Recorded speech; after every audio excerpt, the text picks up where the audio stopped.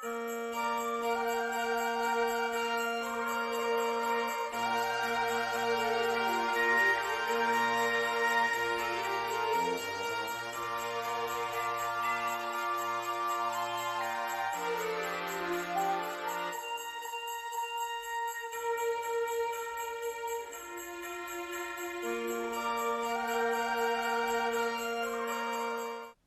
and welcome to another episode of Codo Cinema, the podcast show where I talk about movies. I'm your host, Mark Codo, aka Codoman. Well, with Christmas right around the corner, I would like to talk about another Christmas movie for Codo Cinema Christmas month. Now, I've been thinking what Christmas movie I should talk about for this episode, and I know a lot of you are probably wondering, hey Codoman, what Christmas movie are you going to talk about next? You talked about Batman Returns. You talked about Elf. You even talked about Home Alone, Lost in New York, including the Disney version of Home Alone, which is Home Sweet Home Alone, and then of course Muppet Christmas Carol. And then a few other movies as well. What movie are you going to talk about next?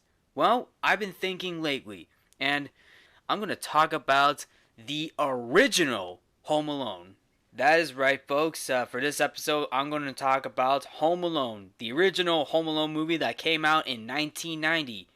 And Home Alone is a 1990 American Christmas comedy directed by Chris Columbus and written and produced by John Hughes. Now, Home Alone is the first film in the Home Alone franchise, and the film stars Macaulay Culkin, Joe Pesci, Daniel Stern, John Hurd, and Catherine O'Hara. Macaulay Culkin plays Kevin McAllister, a boy who defends his suburban Chicago home from a home invasion by a pair of robbers after his family accidentally leaves him behind on their Christmas vacation to Paris. And yes, that is the plot of the movie. Kevin McAllister, who is left home alone by accident, he is all alone at his home in Chicago, and he's left behind, and this leads him to defend his home from a pair of robbers.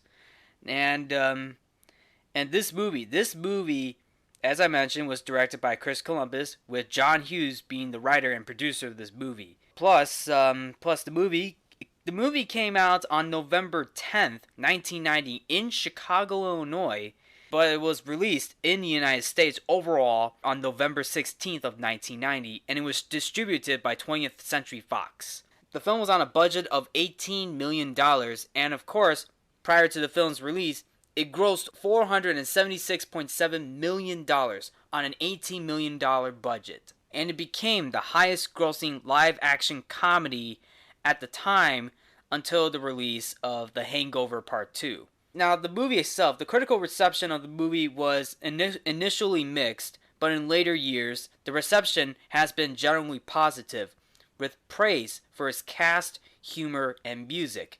And of course, with the reception of the movie being generally positive, Macaulay Culkin, the movie made Macaulay Culkin a child star. And of course, Home Alone was the second highest grossing film of 1990 behind the movie Ghost, which stars Patrick Swayze and Demi Moore, including Whoopi Goldberg. The movie Home Alone was nominated for 2 Academy Awards for Best Original Score and Best Original Song.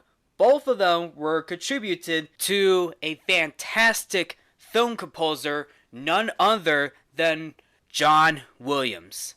Yes, John Williams wrote the score and the song that was nominated for an Academy Award. Now the song is called Somewhere in My Memory, which is the name of the song that is being played in the Home Alone movie. And then obviously his musical score for Home Alone, and in my opinion, one of his best scores I have ever heard. Now I will break down this movie. Now, and before I do that, I want to give you my background on Home Alone. Now, Home Alone is obviously one of my favorite Christmas movies out there. Like, aside from Elf, National Lampoon's Christmas Vacation, A Christmas Story, among many other films, Home Alone is one of my favorites. And yes, I've recently talked about Home Alone 2 Lost in New York last year. So now I want to talk about this. I want to talk about the first film. But Home Alone is obviously a Christmas movie, a very good Christmas movie. Well, it's not the best Christmas movie, but it's one of the best Christmas movies out there, and I really enjoyed watching this movie. Macaulay Culkin, obviously, come on, you can't go wrong with that, and especially when he has to take on the robbers who are literally going through Kevin McAllister's traps. And then obviously Kevin has to defend the house for himself. But also, even though he was left home alone by accident, but also the fact is, it is a very good film to watch. I like this movie. It's one of those good. It's one of those film. It is a good film to watch. Now, I've seen this film as a kid. Now, not when it first came out, but on DVD, because I got the DVD when I was like, I believe I was still in elementary school at the time when I first saw Home Alone. So I was still little at the time, and I really enjoyed it. I enjoyed the movie. I laughed so hard at the traps, for the most part, because obviously when you think of Home Alone, when people think of Home Alone, many people will think of the traps that Kevin McAllister puts in, and it's really something. I really remember that too. Even the music itself, because once I got older, I remember listening to the music, and I was wondering who wrote the music, and it was actually John Williams. John Williams, one of the biggest film composers out there. In my opinion, he's literally the best film composer out there, in my personal opinion. It's amazing how he was able to write the score. And here's a fun fact about this. And here's a fun fact. John Williams was not the original composer. Yeah, I know, that's shocking. It turns out, Bruce Broughton was the original composer for Home Alone. Like, he was going to write the score for the film. In fact, early posters listed Bruce Broughton as the composer. However, Bruce Broughton was busy with The Rescuers Down Under, which is basically a Walt Disney movie, and he had to cancel at the last minute. So Chris Columbus got a hold of Steven Spielberg, who helped him contact John Williams to produce the final score. So obviously, Chris Columbus reached out to Steven Spielberg, and I'm gonna be honest with you, Steven Spielberg really saved Chris Columbus right there. Like Chris Columbus contacted Steven Spielberg, got a hold of John Williams, and I can't imagine the conversation between that. But just to imagine that, it all worked out at the end, and I'm really glad that Chris Columbus was able to get the music on board with the help of Steven Spielberg and John Williams, but mostly John Williams. But it's really Steven Spielberg who really helped Chris Columbus out there. Plus, you gotta give credit to both Steven Spielberg and John Williams. They really helped Chris Columbus out there to get the music to get this music into the movie. Now, the production of the film takes place obviously in the Chicago metropolitan area. As someone who lives in the Chicagoland area, this film also holds a special place in my heart, because I live in Naperville, and Chicago and Naperville, they're pretty close. It's in my own backyard, and that's really something. Plus, my buddy, one of my previous guest stars, Joe Kennedy, and we talked about the Blues Brothers, which also takes place in Chicago, Illinois. So he and I were talking about that film taking place in Chicago as well. I mean, come on, can't go wrong with that. That's why that's one of the reasons why I like this movie, because this movie, it takes place in Chicago, Illinois, and I'm right near that area too. Another fun fact is the McAllister house, or should I say the Home Alone house, takes place in Winnetka, Illinois, which is still near Chicago. But I realized that some of the interior scenes were actually filmed at New Trier High School, and I'm impressed by this, because when I saw the movie, like I remember seeing the interior, like the interior of the house, like knowing that, like the bedroom, the family room, the kitchen. I thought this was in the actual house. No, like some of the interior locations of the McAllister house takes place at New Trier High School. So yes.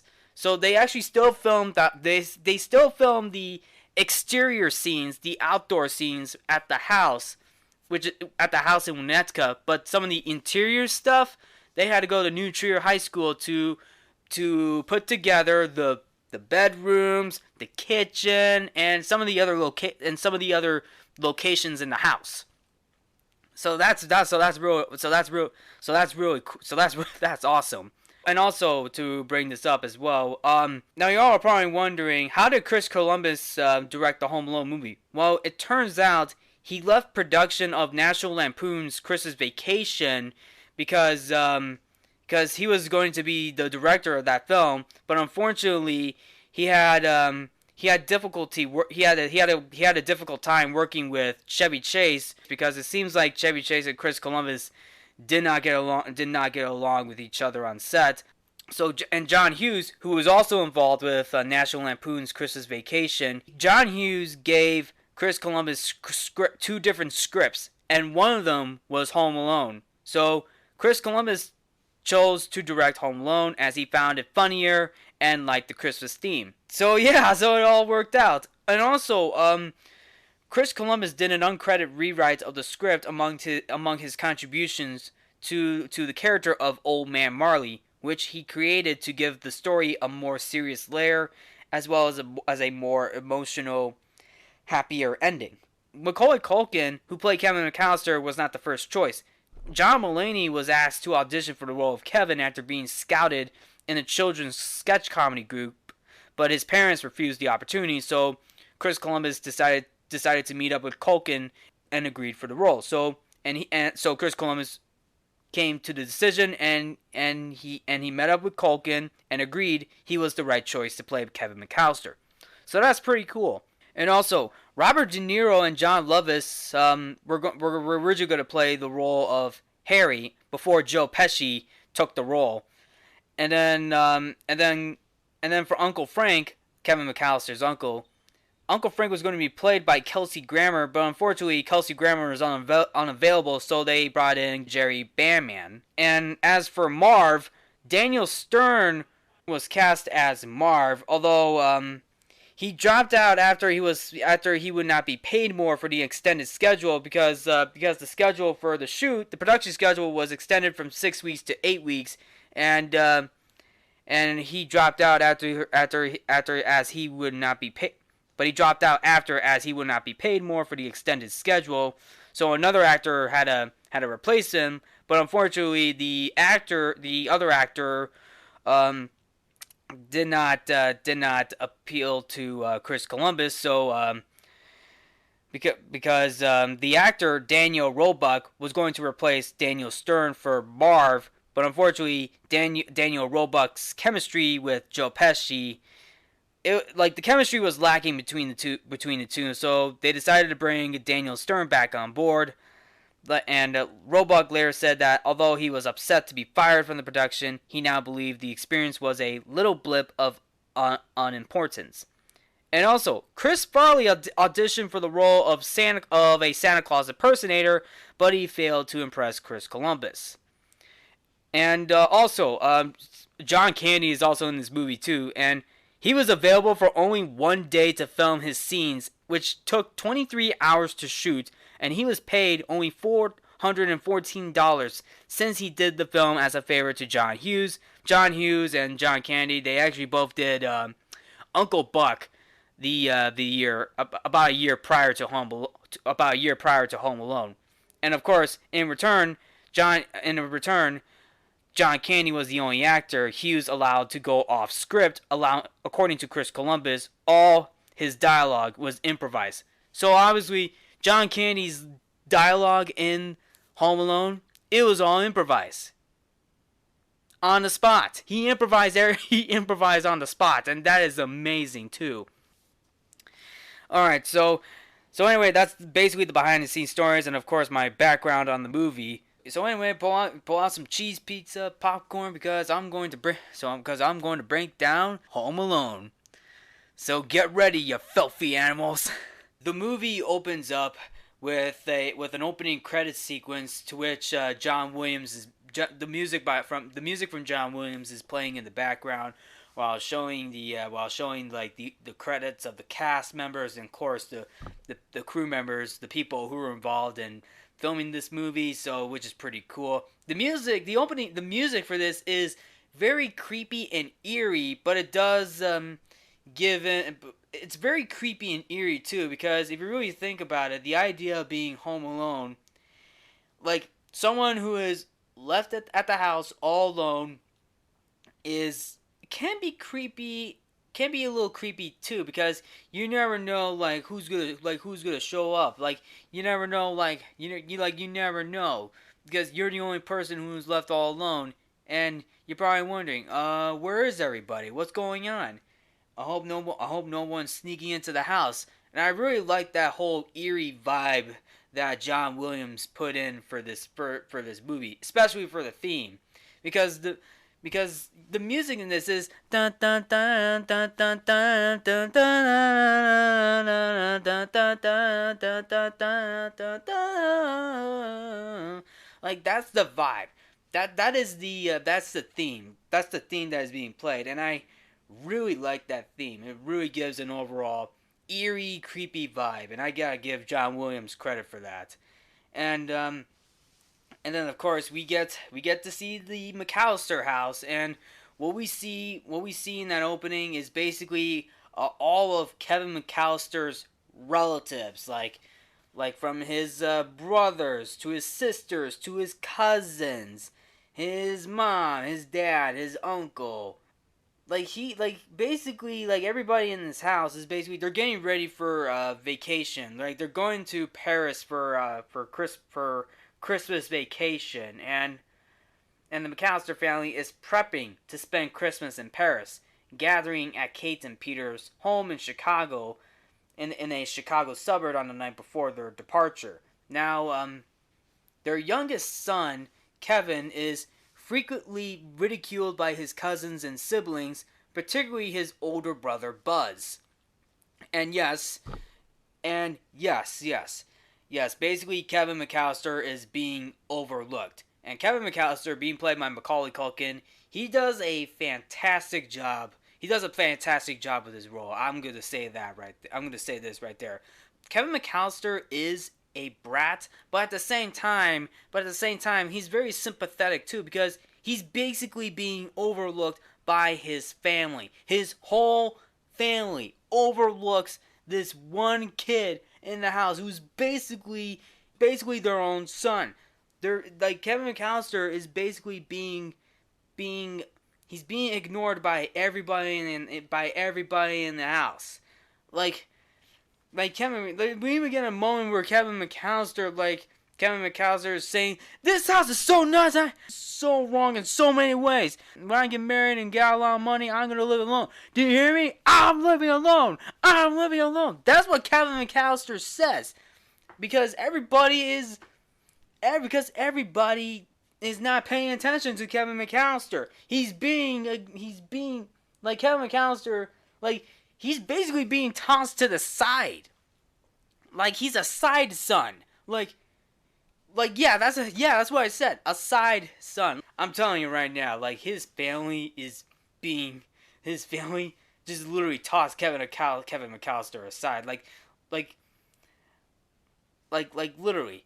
And then of course like Kevin McAllister, like he's being ignored by his mom because Kevin McAllister told his mom, being played by Catherine O'Hara, like about a movie that he was going to watch, but unfortunately his jerk Uncle Frank wouldn't have let Kevin McAllister watch it because it's basically, I'm pretty sure it's a movie that's basically inappropriate, even though Kevin McAllister says it's not even rated R. Uncle Frank is just being a jerk. I mean, you're not entirely wrong, Kevin, because Uncle Frank is definitely a jerk, if you know what I'm saying. Hell, even Uncle Frank just bursted out jerk in front of Kevin McAllister in one scene, but I'll get to that pretty soon. So basically Kevin McAllister tries to talk to his other relatives just to get attention, especially with his brother Buzz. Like he walks into Buzz's room and he's like, don't you ever knock? Don't you ever knock? But Kevin was like, can I sleep in your room? I don't want to sleep on the third floor. You know, Fuller. He wets the bed. And then Buzz is like, I wouldn't let you sleep in my room if you were growing on my ass. Like, that's what he said to Kevin McAllister. And I'm just like, whoa, buddy, whoa. Whoa, take it easy, Buzz. Like, you're his older brother. Why are you telling him, why are you saying that to him like that? He's 8 years old. Oh, wait, speaking of which, I mean, during filming of I'm pretty sure filming for this was obviously tough, especially for for Macaulay Culkin, because especially for the younger kids, because some of these kids in this movie, like, they're like underage, like they gotta be at least they gotta be at least 7, 8, 9, or 10, like some of these actors are very young. They're like young child actors, and obviously, filming during the nighttime can be challenging because obviously there's certain hours in the day where kids cannot be out that late. So I'm pretty sure Chris Columbus were trying to like find a way to like get the film, just to get filming on schedule. You know, if you know what I'm saying, just find the right time, find the right day to get the film going. And I'm pretty sure Chris Columbus was able to handle it properly. But anyway. But anyway, during this one scene, Buzz, Kevin, and one of his relatives were checking out Old Man Marley because there's this rumor that Old Man Marley is rumored to be a serial killer who murdered his family, and of course, Old Man Marley was salting the sidewalks because just so the salt can melt the ice. But Buzz was like, nah, man. That salt is basically the remnants of the victims that Old Man Marley killed. And Kevin McAllister becomes frightened by it. Like he's very frightened about it, but what we know later on in the movie that it turned out it's not that true. It's not, but we found out later on like Old Man Marley is different, and I'll get to that later too, but I just want to throw that out there because obviously this is also what was going on in the movie too. To which Chris Columbus put that in the movie because Chris Columbus, as I mentioned, did an uncredited rewrite for the addition of Old Man Marley.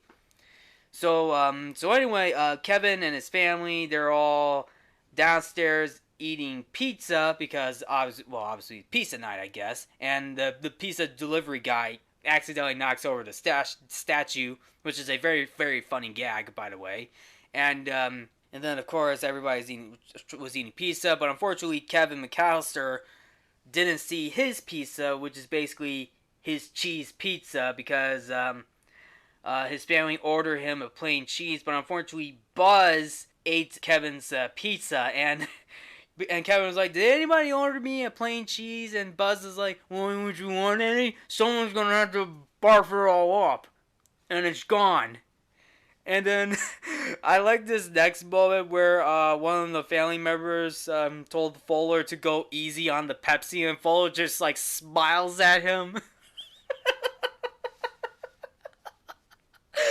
Oh my goodness, man, there are memorable. The writing for this movie it's so good, man. Like, this is good writing. Come on. I mean, how can anybody not like this movie? Because this movie got mixed reviews when it first came out, and you remember some of these lines, and like I'm just like, how can people not like this movie? Like, this movie, you look at this movie now, it's actually good. This is a good movie. Going back to Kevin's situation, Kevin is pissed off right now, and as he is about to, like, he's about to throw down. He was about to throw down, but unfortunately Buzz was about to throw up, and then Kevin just tackles Buzz and fights him because Buzz ate Kevin's cheese pizza, and unfortunately, this fight results in the drinks being spilled onto the passports, and airplane tickets, and of course, everybody was trying to clean it up, and then everybody's trying to clean it up. And here's a nice little hidden detail that I'm pretty sure not a whole lot of people catch. Kevin McAllister's dad threw out Kevin McAllister's passport, and I never caught this first time watching it. You don't even realize that Kevin McAllister's passport, or airplane ticket, I should say, was being tossed into the garbage. And I didn't even notice that. Kevin McAllister's dad didn't notice that either. And this does indicate knowing the fact that Kevin will be left home alone. And that's a very nice subtle detail and hint of what we're going to get throughout the rest of the movie. But unfortunately, Kevin's mom, Kate, stops the fight, and of course Kevin tries to explain that Buzz started it all because he ate his pizza on purpose, and then he keeps rambling on until Uncle Frank tells Kevin, "Look what you did, you little jerk!" That's basically the line that Uncle Frank said to Kevin. Like, he told Kevin, "Look what you did, you little jerk!" And everybody looks at Kevin McAllister like they're all mad. They're pissed at Kevin McAllister for what he did to the dinner table. He turned a pizza party into a pizza catastrophe, and this was from spilled. This is basically from a fight led to a result of all the drinks being spilled onto the passports. Everybody told Kevin to go upstairs. Like, one of them told Kevin that he's such a disease, and obviously Kevin went upstairs with his mom, and of course she paid. Of course, she got to pay for the pizza guy, so she paid the pizza guy. And then there's this cop who's also in the opening of the movie, and that actually, for those who probably already figured it out, is actually Harry, who's being played by Joe Pesci, and Joe Pesci is Harry, and Harry, I'm pretty sure, impersonates a cop, because I know he plays a cop in the opening of the movie, but I'm not really sure if it's for impersonation. I'm pretty sure he's impersonating a cop. I mean, I don't really know the specific details, but obviously, yes, he came in as a cop, impersonator or not, or whatever, but we find out later on that Harry was obviously the cop from the opening, who's basically the robber. And then, because Harry was just checking out the place just to see if everything was okay and prepped, because obviously around Christmas time everybody's going to go on vacation. You're definitely going to need proper precautions, like timers, doors being locked, because just so there are no break-ins, if you know what I'm saying. But unfortunately, obviously, something will definitely happen to the McAllister house. But anyway, Kevin and his mom go upstairs. They both have an argument for a while. They both have an argument, saying that there are 15 people in this house, and you're the only one that has to make trouble. Kevin's like, "But I'm the only one being dumped on." And then Kevin's mom's like, "You're the only one acting up, so get upstairs." And then Kevin's like, "I am upstairs, dummy." I was like, "Whoa, Kevin McAllister." I mean, sure. If you thought older kids are saying stuff like that to their younger siblings, how about their youngest son saying something to their parents like that? I mean, like, whoa.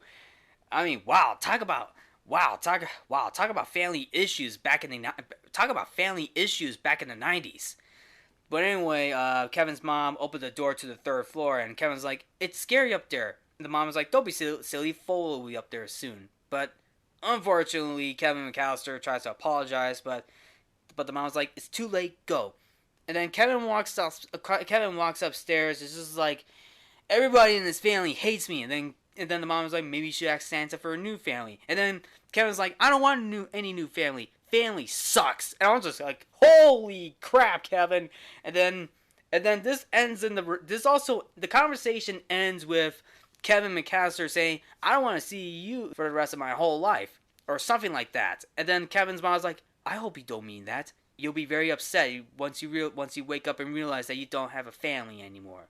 And that's just low, man. Like that's just low. Like, their argument between the two, like, they're both of their arguments were like, whoa, like you can't even realize they actually, both of them said that, like, as if they're never gonna see each other again, like, literally. And that actually happens the next morning, because Kevin's family wake up to their alarm not going off, because there was a power outage, and everybody was scrambling to get ready, just get all the rest of their things packed up to get to the airport.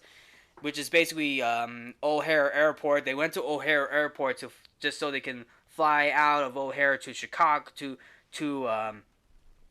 to Paris, and and of course, obviously, the one of the American Airlines drivers who was driving this van for Kevin's family knocked over the statue again because there's a statue out front of the McAllister's house, which is obviously pretty funny. That's a pretty nice gag.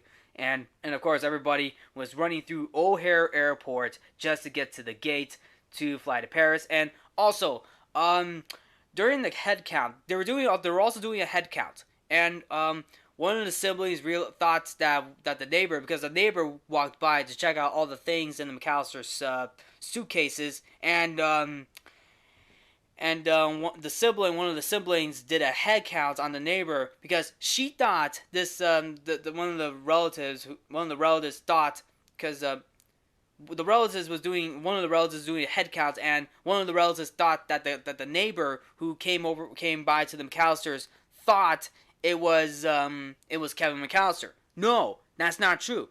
That's not true because we find out later during mid-flight where Kevin's mom realized something's up, and then the father, being played by John Hurd, like they were the both of them were talking, and they were like, "Well, what are we forgetting?"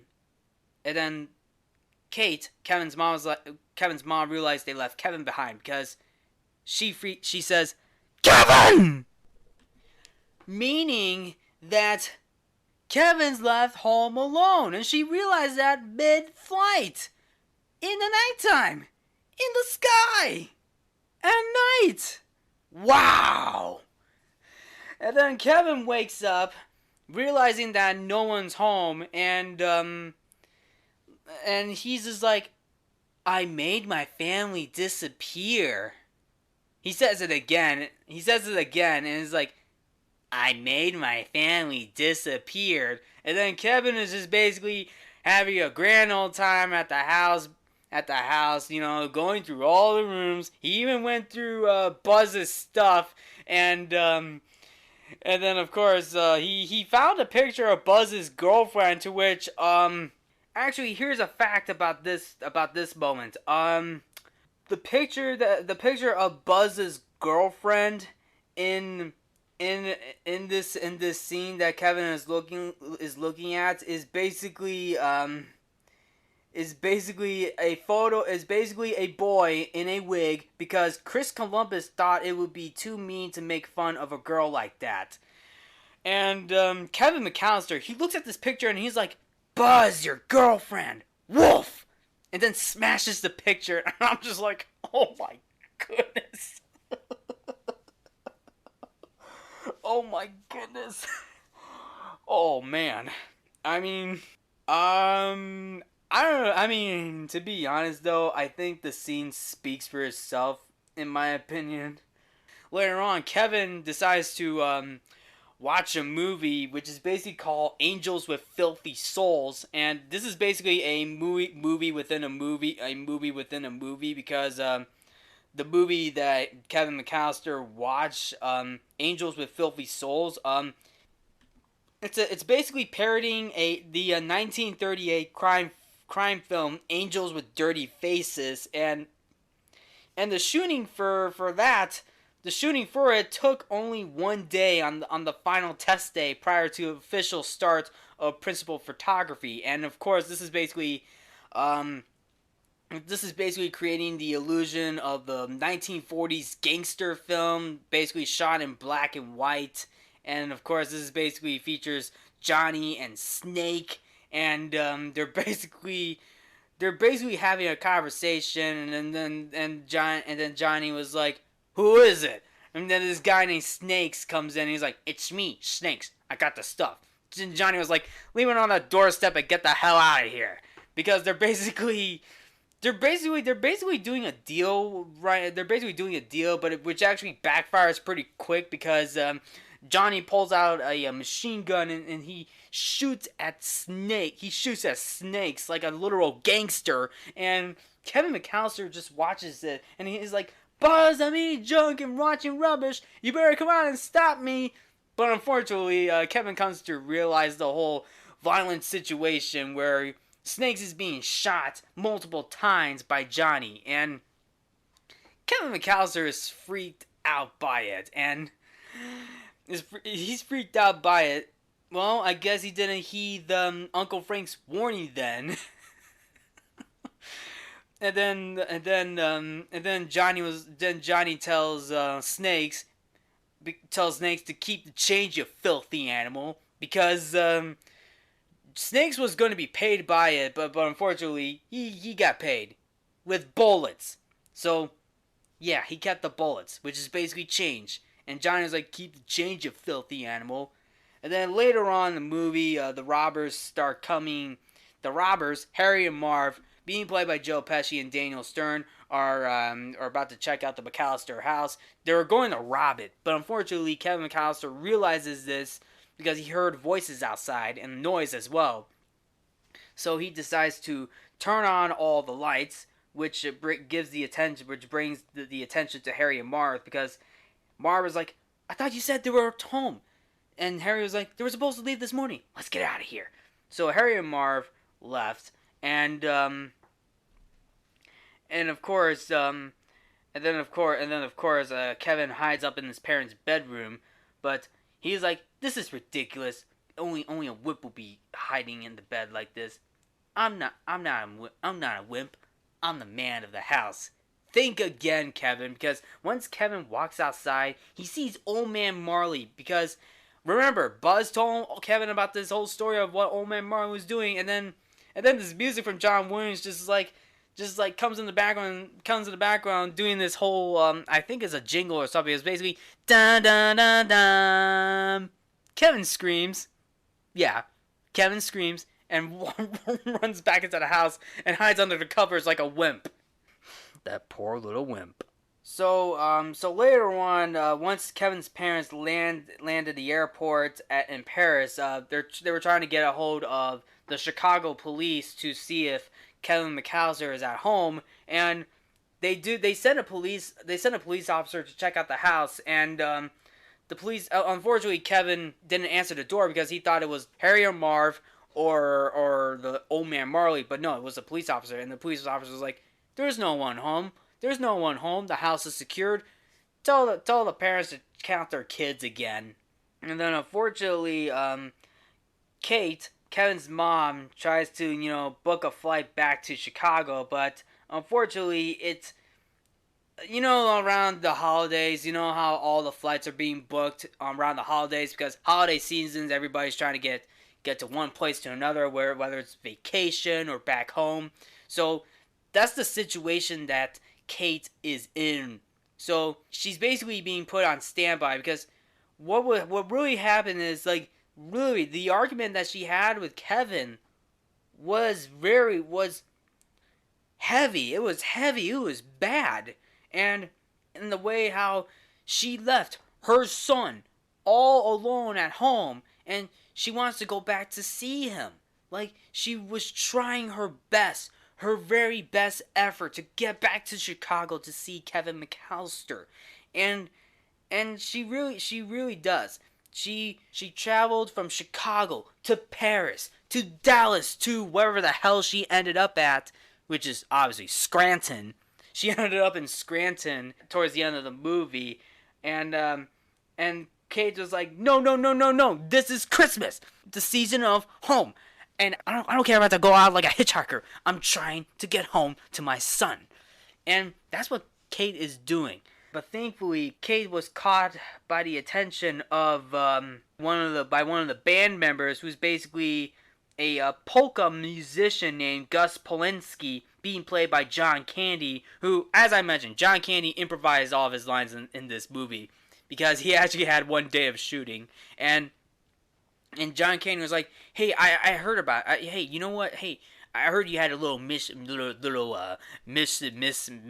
on the flight and stuff. But hey, me and some of my band members. I mean, we got a little situation of ourselves. I mean, one of our guys is renting a van, and and we're traveling to Milwaukee, and I hear you're from Chicago. If you like, I can give you a ride to Chicago. It's on our way to Milwaukee. I could drive you there." And Kate is so full of relief and joy because she just got a ride with Gus Polanski and the polka band to Chicago, because this is basically on their way to Milwaukee, Wisconsin. So, and that's actually pretty. That's actually a very good moment for it as well. Very good, very good. That is a very good silver lining right there. But anyway, back to Kevin McAllister, who is still home alone. Um, he tries to go by. He's basically still at the house, all home alone. He basically tries to buy a toothbrush, but unfortunately, he shoplifts a toothbrush because Old Man Marley was there, and Kevin was scared of Old Man Marley, like because of the story. Like I said, the story, but obviously he shoplifts the toothbrush, and then of course, he feels bad too, because Kevin feels bad because now he's basically a criminal. He's like, "I'm a criminal." Like, yeah, no crap. Obviously, he's a kid. He didn't know better. He should have known better, but obviously he was scared of He was obviously scared of Old Man Marley, but you know, you know. But anyway, Kevin keeps on walking. Unfortunately, he almost gets run over by Harry and Marv, who was robbing one of the house, who broke into one of the houses, and Marv clogs up all the kitchen sinks and leaves the water running because their code names are the Wet Bandits, because they steal things and of course obviously flood the house, which explains why why it's Wet Bandits. And Harry and Marv, they almost ran over Kevin McAllister, and Harry was like, "Hey kid, you better watch out for traffic, son. You know." Kevin was like, "Sorry." And then Harry's like, okay. Merry Christmas. He smiles at Kevin, but what Kevin realizes is that he recognizes Harry in the truck, because here's the thing. In the opening scene when Harry was the cop, Harry smiles at Kevin with the gold tooth. He sees the gold tooth in Harry at the moment when Harry almost ran Kevin McAllister over. And Kevin is like, and Kevin just freaks out. Like, he realizes, he recognized the guy. He recognized the cop turned criminal in this very scene. And Kevin walks away, but unfortunately the Wet Bandits follow him to this church, and of course, obviously, the two thought Kevin was hid inside the church, which actually, no. Kevin McAllister hid in the nativity, who dressed up as one of the shepherds, and Kevin McAllister decides to go back to the house, and basically threw a party in the house, which is basically made through, obviously the mechanics, dummies, those like test dummies, like using like test dummies, like you see, or the test dummies, or the like one of those like mall store, those like grocery store, mall store dummies they used. And they actually had a Michael Jordan cutout cardboard on the train, and obviously with music going on in the background. I mean, basically because this actually fooled Harry and Marv, because Marv thought that did everyone come? Did they come back? Harry's like, Paris, but unfortunately during the whole wait, while listening to rocking around the Christmas tree, Harry was like, "We'll come back tomorrow. Maybe they'll be gone. We better get out of here before someone sees us." So they left, and Kevin McAllister just opens the window and is like, "Yeah, they're gone. For now." And then later on, Kevin orders cheese pizza, and this bit right here, it's actually one of my favorite moments, because Kevin left a note on the front door to tell the pizza guy, go to the back door, and the pizza guy does so. He knocks on the door, and what does he get greeted by? Who does he get greeted by? None other than Johnny from Angels with Filthy Souls. And Johnny was like, "Who is it?" The pizza guy was like, "It's Little Narrows, sir. I have your pizza." Johnny was like, "Leave it on the doorstep and get the hell out of here." And then this whole bit continues on, and then like, and then the pizza guy calls Johnny a cheapskate, and then Johnny's like, hey, I'm gonna give you to a count of 10 to get your ugly, yellow, no good keister off my property before I pump your guts full of lead. 1, 2, 10. He went said 1, 2, skips over to 10 and starts firing inside the house, and it literally freaked out the pizza guy, who knocks over the garbage cans by accident because he fell behind, and he runs to his car, starts the engine, and drives off. And then Kevin McAllister gets his cheese pizza, and he's like, a lovely cheese pizza just for me. Closes the door, and then the next day, Harry and Marv are back, and Marv goes to the back door, and he tries to get through this little cat door or dog door that is basically put in the door, and then he tries to get in with his foot, although he lost his shoe, and he was like, crap, and Marv grabs his shoe because obviously he can't get through the little doors because obviously the back door is locked. And then Kevin McAllister throws on Angels with Filthy Souls again, just to let Marv think that, oh, there's somebody in there. 2 of them are arguing. Like, I thought I heard one of them. I thought one of them was snakes or something. But unfortunately, this does lead to another shootout again. But this time, Kevin McAllister came prepared. He used one of the firecrackers. I believe it was from Buzz's room, I believe. But no, it was in the drawer. He pulls out a pot, and then the firecrackers with a, one of them was like little candle lighters, and he activates the firecrackers, and it starts going off during the gunshots. During the gunshots, and it freaked Marv out. He fell backwards over the garbage cans, just like the pizza guy did, and he runs back to Harry in the truck. And Harry was like, what's going on? And then Marv was like, I don't know what the hell was going on. It was like, I heard somebody.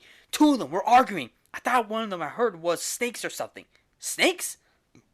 I don't remember any snakes. So Harry and Marv were waiting again, but unfortunately, they realized that it was a kid. It was just a kid inside the house. And of course, Harry goes to the front of the house or the back of the house just to see Kevin McAllister decorating a Christmas tree. Kevin sees Harry through a red ornament, to which Harry was seeing through the window, and Kevin's just like, hey, can anybody help me? Hey, does anybody want to help me decorate this tree? And then Harry was like, nah, man, this kid is home alone. So Harry and Marv decide to come back later tonight, and Kevin sees this whole conversation going, and he's like, Mom, where are you? Well, actually, and then before that, Kevin McAllister goes out shopping for groceries, and before he goes out shopping for groceries, because obviously this time he paid for it. By the way, he paid the money for it. He goes up to the bathroom just to take a shower, comb his hair, put on deodorant, and then he puts on this aftershave, and he does the famous Kevin McAllister scream with his hands on his cheeks, screaming, "Ah!" That's one of the famous moments in that movie. It's just famous. And then, of course, obviously, Kevin goes out shopping.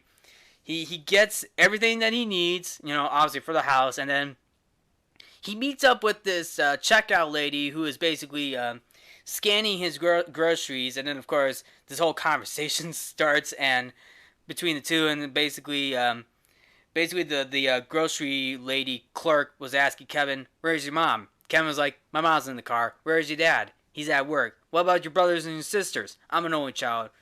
"Do you know where you live?" But Kevin was like, "I'm not going to tell you that." And then the lady's like, "Why not?" Because, here's what Kevin said, "Because you're a stranger." Boom! Ooh, yeah.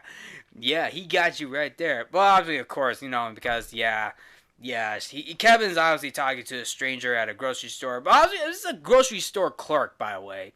Just to let you know. But still, You get it. You know. But also, what's also weird too, because the scene where Kevin was talking to this grocery store clerk, in the trailer, there was another worker too in the trailer right next to the female grocery store clerk, and he was asking the same questions to Kevin McAllister too.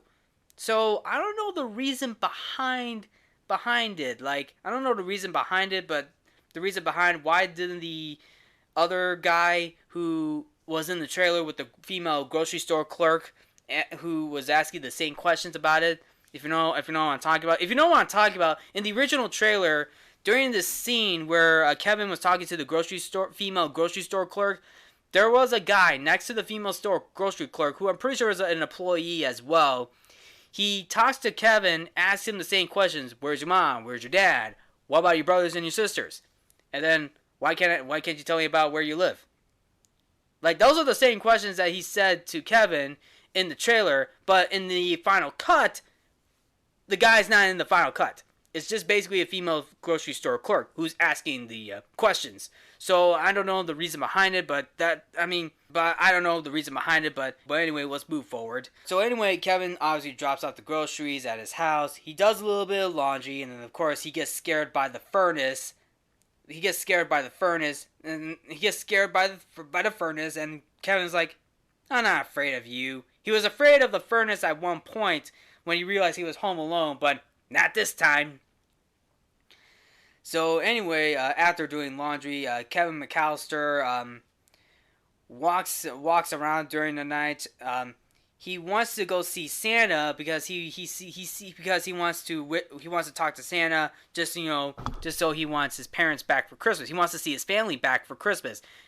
But before that, Santa gets a parking ticket. He's like, "Damn, how can Santa Claus get a parking ticket on Christmas Eve? What's next? Rabies shots on the Easter Bunny?" And then obviously Santa Claus the Santa impersonator was talking to Kevin McAllister, because obviously Kevin doesn't want Christmas gifts. All Kevin wants to see his family again. And if there's enough time, his Uncle Frank. No, literally, he says that. Kevin McAllister says that to Santa Claus. And then Santa was like, okay, I'll see what I can do. And then Santa Claus, gives a little treat to Kevin, which is basically Tic Tacs. Because obviously, if you know one thing, whenever it comes to Santa Claus visitations, you get like candy canes to children, that little something, like a little treat, like after a visitation, Santa Claus visitation. And then Santa Claus is like, "Here you go, don't spoil your dinner, and then Kevin's like, "I won't, thanks." And then Santa was about to leave in his car, but unfortunately his car breaks down, and he was like, "Son of a..." This movie's so good. Like, these are moments like this in this movie I really appreciate, though. Like, these are some of these moments I really appreciate and enjoyed. Like, there are moments that are so funny, like Angels with Filthy Souls, Santa Scene and Santa Claus Impersonator, John Candy, Harry and Marv. Basically, a lot of things are going on in this movie, and there's so many moments between these scenes, like, you can actually remember them and laugh at it, because this is comedy, dude. This is like one of the few good Christmas comedies out there, along with National Lampoon's and Elf, and among many others as well. But still. But anyway, Kevin at this very moment, he's depressed right now. He's upset because he's not with his family anymore, and he sees a family who's basically having Christmas Eve dinner together, and he's just sad right now. He's literally sad, and John Williams is Somewhere in My Memory plays in the background, and it's a sad but heartwarming moment, because Somewhere in My Memory is like, there's always something somewhere in your memory where you may remember something that is good, like your family, and I really enjoy it, and I really appreciate the song that's being played in the background when Kevin was walking around during the night. Which leads up to the moment where Kevin walks into church, and at one point it feels like Kevin just wants to go to church at this point, but unfortunately he meets up with Old Man Marley inside the church. He re-encounters Marley, who who actually walks up to Kevin, and he actually says Merry Christmas to Kevin. And Kevin's like, huh? Like, it turns out Marley, old man Marley, he's not what he seems to be. He's not a serial killer. He's just a nice old man.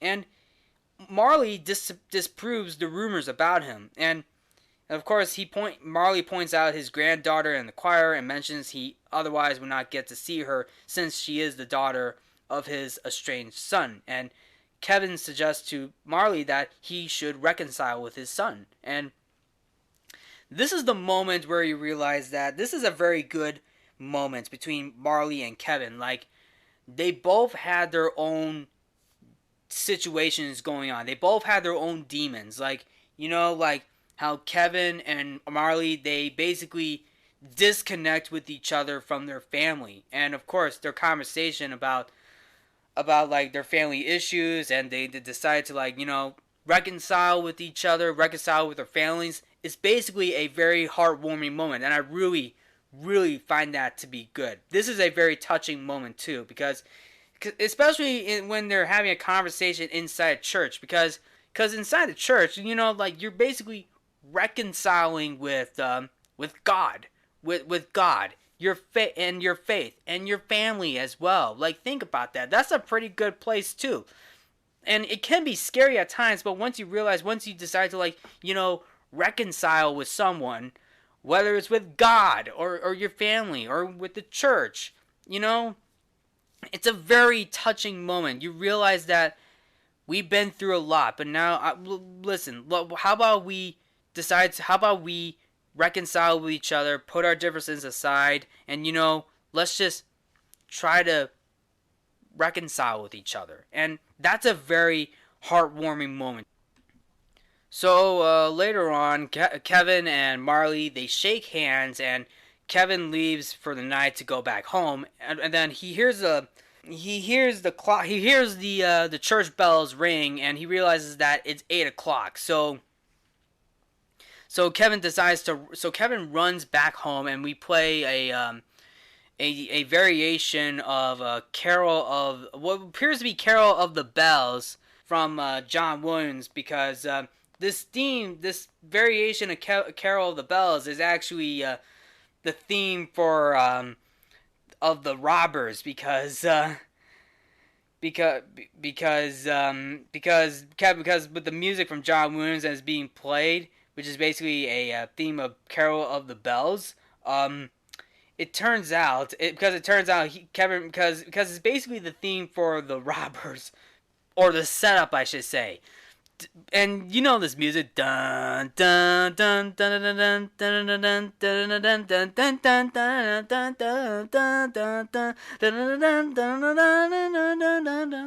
dun dun. That's the music. That's basically the theme for Kevin to set up the traps at his house to stop the robbers. So there's your theme right there.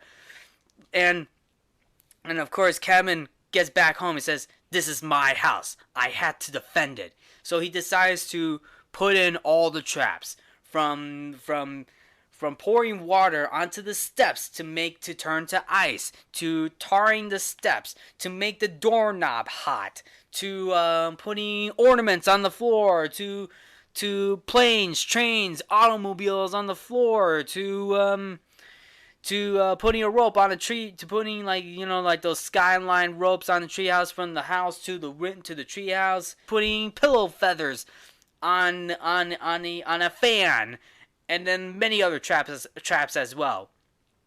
And then, of course, Kevin McAllister almost ate his mac and cheese, but unfortunately, 9 o'clock, the robbers are here. The wet bandits are here. So Kevin pulls out this BB gun that he took from Buzz's room, because in an early scene, Kevin McAllister was practicing with a BB gun, and he uses his BB gun to defend himself from the wet bandits. And once Harry and Marv were there, Kevin was ready. He was ready. He's like, "This is it. Don't get scared now." And Harry and Marv pretend to be Santa Claus and his elf. And I'm gonna be honest with you. Once Kevin opened fire on Harry's balls, he starts screaming. He screams and gibbers a lot because for those of you who know Joe Pesci is very well known for cussing out bad words, and you know what he's basically gibberish. Because once he got shot in his balls, by the BB gun, he's like, "Oh shoot, shoot."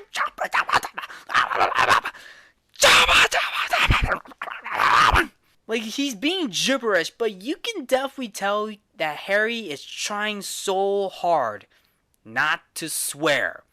Because Home Alone is a PG movie, and he's trying to restrain himself from saying a lot of F-bombs. So you definitely know what's going on.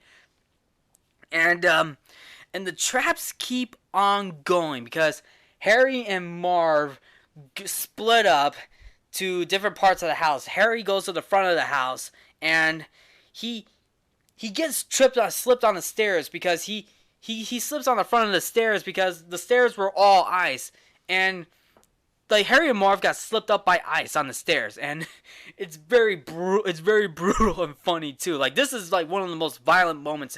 This is a very violent sequence too because the traps in this movie are violent. They're very violent. And of course, Harry and Marv literally got brutally tortured by the traps. Like, Harry's hand was burnt by the doorknob at the front, and which leaves out an M symbol on the palm of his hand. And Marv gets he gets smashed in the face with an iron from one of those laundry chutes. Plus, he was walking upstairs on tar and bare feet, and he gets his foot caught by a nail, and oh my goodness, isn't that brutal too? Like, he fell like 11 steps down after being stabbed in the foot by a nail, and then Harry gets probably one of the most brutal he gets burnt by a flamethrower to the head. And it's obviously the best trap. The best trap in this movie is basically the flamethrower. Like, because Harry goes to the back of the house. He tries to like get in, but unfortunately, he gets his head caught on fire by a flamethrower, and he screams out loud, and he runs out of the house and basically extinguishes his head in the snow. And then, of course, the top of his hat gets burnt, and we see his bald head. He's basically bald. Bond, my eyes. But also, yeah, that's a full thick 3rd-degree burn, by the way. Yeah, so Harry got a full thick 3rd-degree burn in this movie, but of course, Harry manages to get into the house by knocking down the back door and takes down the flamethrower. And he's like, "Where are you, you little creep?" And Marv tries to get back into the house too, but unfortunately, he climbs through the window, but his foot gets stepped onto ornaments, and yeah, his foot's probably bleeding at this point. But that would probably be too graphic. That was definitely too. That would be too graphic for a PG movie like Home Alone. Speaking of which, I'm pretty sure there were PG movies where they do go to graphic territory in some early movies, but anyway, but you know that was back then. Home Alone's PG, by the way, just to let you all know. But anyway, Harry and Marv see each other in the house, and of course, Harry and Marv are asking each other, what the hell happened? Harry's like, "How the hell did you take your shoes off?" And then Marv was like, "Why the hell are you dressed like a chicken?" Because Harry got blown in the face. Harry's face was blown up by chicken feathers because Kevin turned on the fan to blow chicken feathers in front of Harry, and it's a funny moment. And then, of course, Harry and Marv, they They try to go after Kevin. They slipped on multiple trains, planes, and automobiles. They get hit in the face by paint cans. And then Harry lost a tooth. He lost his gold tooth, and he was like, my gold tooth, my gold tooth, my gold tooth. I'll kill the kid. I'll kill him.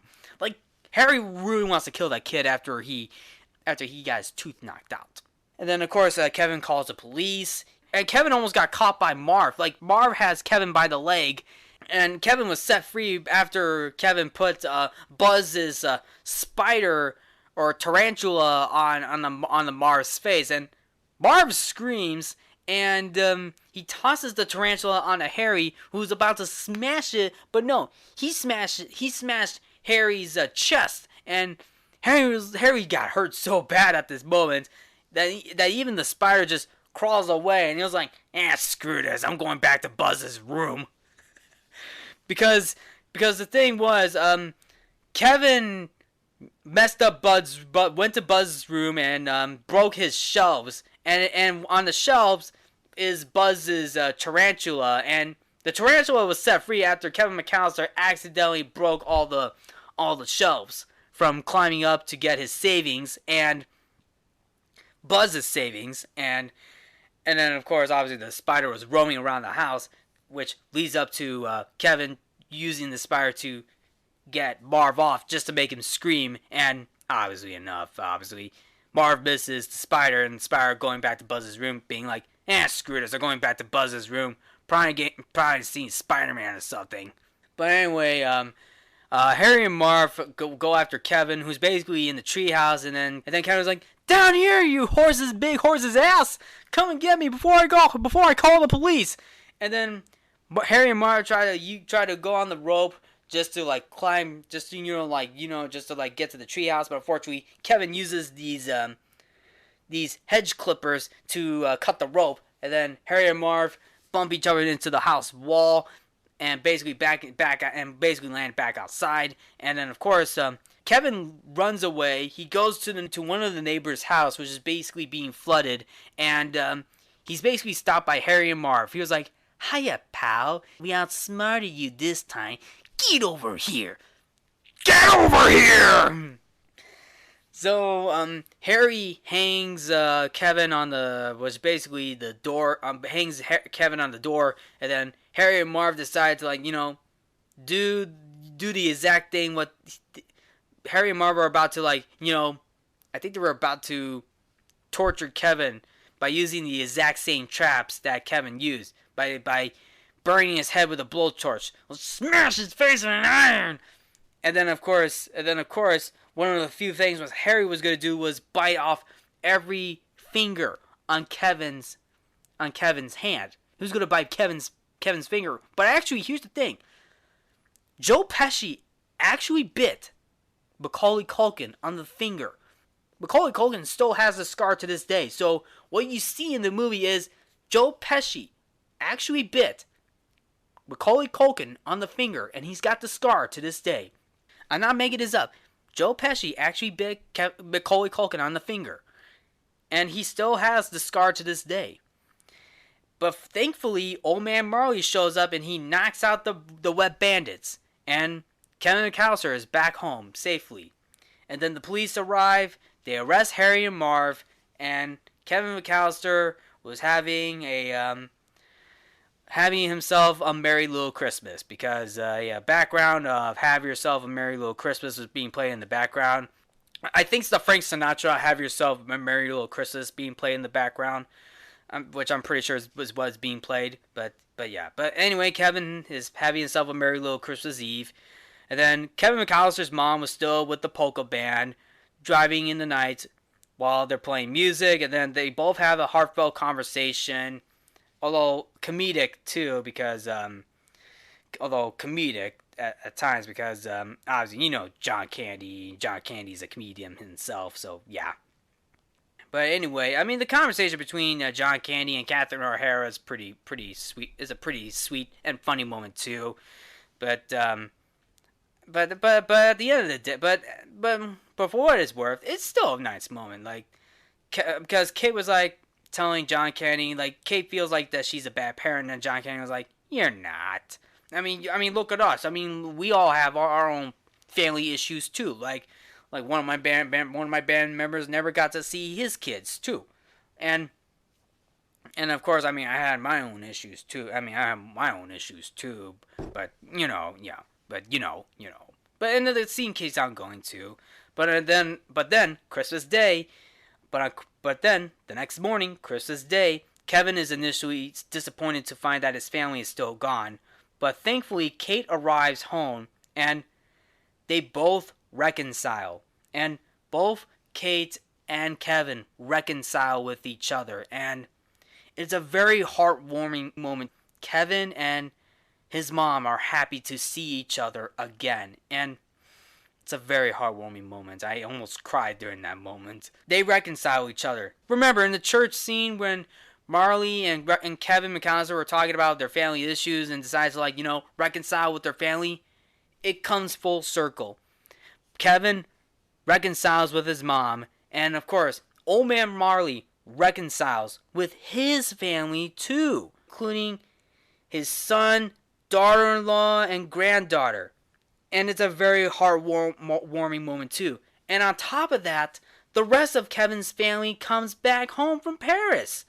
And the rest of the family, they actually were able to get a direct flight to Chicago, and they were all happy to see Kevin safe and sound. Even Kevin's dad as well. He was like, "Oh, Kevin, I'm glad you're safe." And then of course, Kevin sees Buzz again. Buzz is actually happy to see Kevin.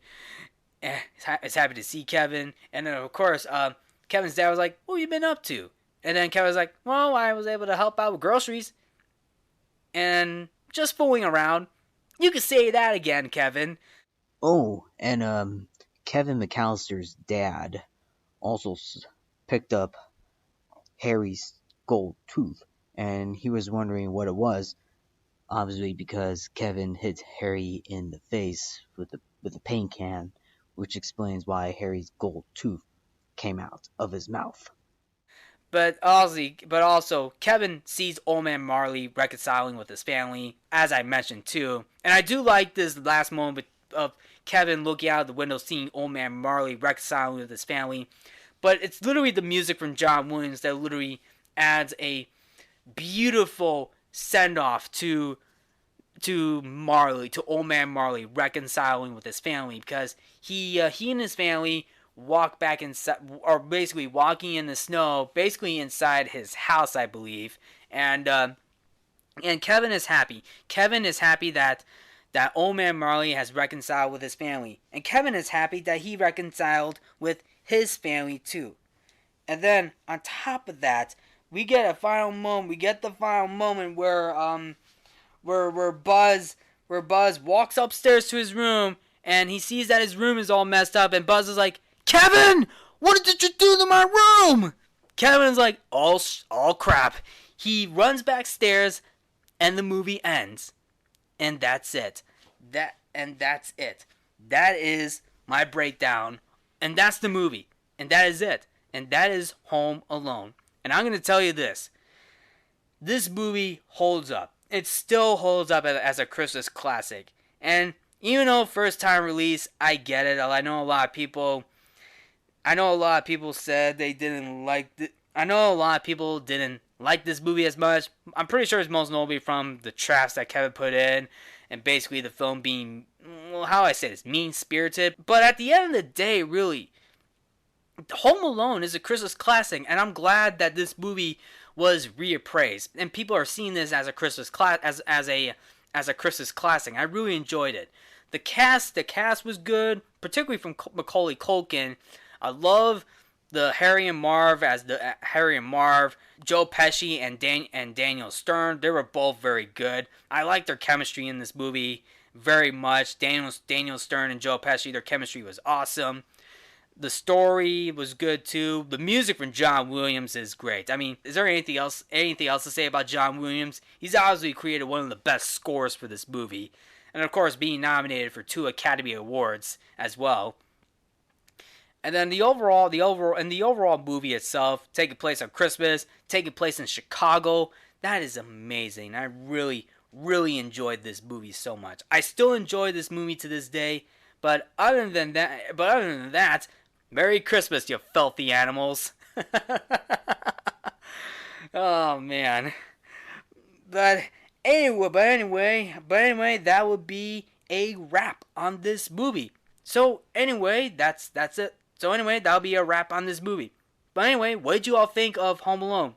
Did you like the movie? Did you think the movie is okay? Did you not like the movie? Did you think Home Alone still holds up as one of the best Christmas movies out there? I would like to hear your thoughts. But anyway, that's a wrap on this episode. So, Merry Christmas, you filthy animals. And thank you all for tuning in to Codo Cinema. I'm your host, Mark Codo, aka Codoman. Remember to watch movies and stay positive.